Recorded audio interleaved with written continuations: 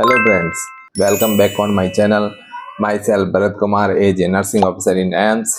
जैसा कि आपने थंबनेल देखा होगा, आज के इस वीडियो में मैं आपको बताऊंगा कि किस तरह से आप नर्सिंग ऑफिसर बन सकते हो और उसके लिए क्या क्वालिफिकेशन चाहिए और 1 लाख पर मंथ किस तरह से आप कमा सकते हो।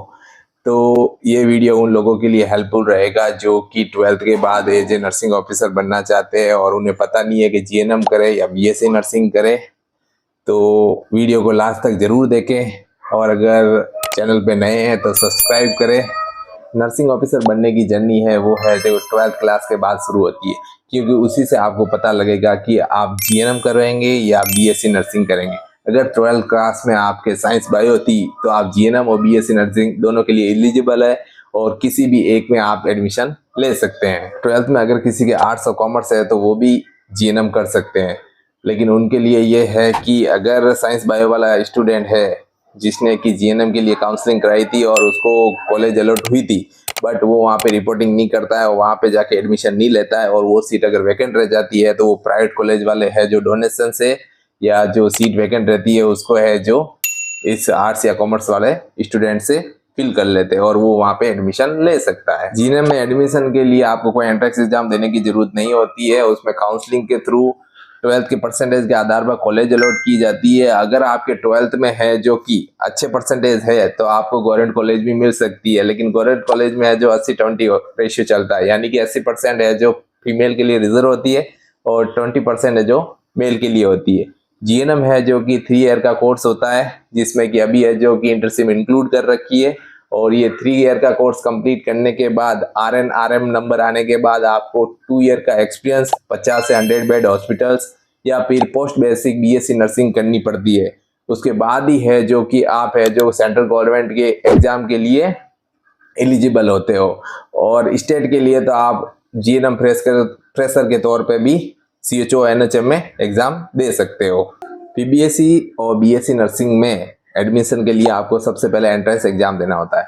एंट्रेंस एग्जाम देने के बाद है जो उसमें आए हुए नंबर के आधार पर आपको कॉलेज चॉइस फिल करनी पड़ती है, जो कि ऑनलाइन प्रोसेस होता है और आपके आए हुए एंट्रेंस एग्जाम के नंबर के आधार पर आपको कॉलेज अलॉट की जाती है। अगर इसमें भी आपके अच्छे नंबर होते हैं तो आपको गवर्नमेंट कॉलेज भी मिल जाती है जिसमें 80-20 होता है।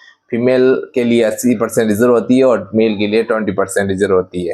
बीएससी नर्सिंग जो 4 ईयर का कोर्स होता है जिसको कंप्लीट करने के बाद आप सेंट्रल गवर्नमेंट के जो भी एग्जाम आते हैं उनके लिए एलिजिबल होते हैं। जैसे कि एग्जाम्पल के तौर पे बता दूं, एम्स है, सफदरजंग है, एजीपी है, पीजीआई है, आरएमएल है, सब में इसमें कोई एक्सपीरियंस की जरूरत नहीं होती है। मैंने जो मेरे 7 साल बाद नर्सिंग ऑफिसर वाला जो चटनी और स्ट्रगल वाला वीडियो बनाया था उसमें बहुत सारे स्टूडेंट ने पूछा था कि सर जीएनएम करे या बीएससी नर्सिंग करे, तो उसका सॉल्यूशन इसी वीडियो में है कि आपको है जो कि मेरा सजेशन है कि बीएससी नर्सिंग करनी चाहिए, क्योंकि जीएनएम करने के बाद आपको या तो 2 ईयर एक्सपीरियंस करना पड़ेगा या पीबीएससी करनी पड़ेगी, जबकि बीएससी करने के बाद है जो आप डायरेक्टली फ्रेशर के तौर पे सेंट्रल गवर्नमेंट के कोई भी एग्जाम में एलिजिबल हो। और ये भी है कि उसमें आपको 5 साल लग जाएंगे क्योंकि 3 साल की जीएनएम और 2 साल की पीबीएससी, जबकि बीएससी नर्सिंग में आप 4 साल में ही कंप्लीट हो जाती है।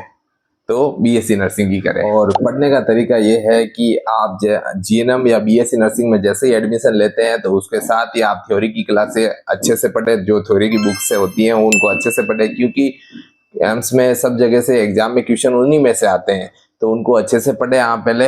और साथ में जो आपकी प्रैक्टिकल या क्लिनिकल ड्यूटियाँ लगती है उनमें अच्छे से वर्क सीखे, क्योंकि क्लिनिकल बेस्ड क्वेश्चन बहुत सारे आते हैं। और 3rd ईयर या 4th ईयर आते आते आप ऑनलाइन या ऑफलाइन कोचिंग ले लें, ताकि आपकी थ्योरी के साथ है जो कि प्रैक्टिस होती रहे और जब तक आप अपनी नर्सिंग पूरी करेंगे तब तक आपका बेस अच्छा हो जाएगा। और उसके बाद फर्स्ट या सेकंड अटेम्प्ट का जो भी एग्जाम दोगे उसमें आपकी रैंक सिक्योर हो जाएगी और पहले या दूसरे एग्जाम में आप सेलेक्ट हो जाओगे। जैसे ही आपकी क्वालिफिकेशन कंप्लीट हो जाती है आप है जो कि एम्स नॉट सेट अदर जो भी सेंट्रल गवर्नमेंट के एग्जाम होते हैं उनके लिए एलिजिबल हो जाते हो। लेकिन एम्स नॉट सेट जो एग्जाम कंडक्ट कराता है उसमें है जो 80-20 चलता है, यानी कि 80% है जो फीमेल के लिए रिजर्व होती है सीटें और 20% मेल के रिजर्व होती है। तो इसका मतलब है कि मेल कैंडिडेट होता है उसको थोड़ी ज़्यादा मेहनत करनी पड़ती है अपनी रैंक को सिक्योर करने और सिलेक्शन लेने के लिए। चलो इसी कड़ी में मैं आपको बताता हूँ कि एम्स नॉट सेट के बारे में। एम्स नॉट सेट है जो साल में 2 बार एग्जाम कंडक्ट कराता है, अप्रैल और सितंबर में, और ये 2 स्टेज में होता है, प्रीलिम और मेन।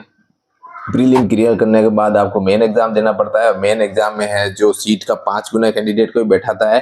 तो इसका मतलब ये है कि आपको प्रीलिम खाली क्वालिफाई नहीं करना होता है, बाकी जितनी कोशिश हो अच्छे नंबर लाने होते हैं, क्योंकि 5 गुना कैंडिडेट ही बैठाए जाते हैं। क्योंकि क्वालिफाई तो बहुत सारे होते हैं, लेकिन 5 गुना सीट के 5 गुना ही बिठाए जाते हैं।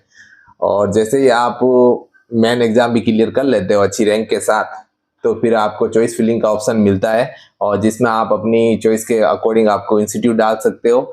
अगर आपकी रैंक अच्छी है तो आपको नियर बाय जो फर्स्ट प्रायोरिटी या सेकंड प्रायोरिटी डालते हैं वो मिल जाता है, और अगर आपकी रैंक अच्छी नहीं है तो दूर का इंस्टीट्यूट अलॉट किया जाता है।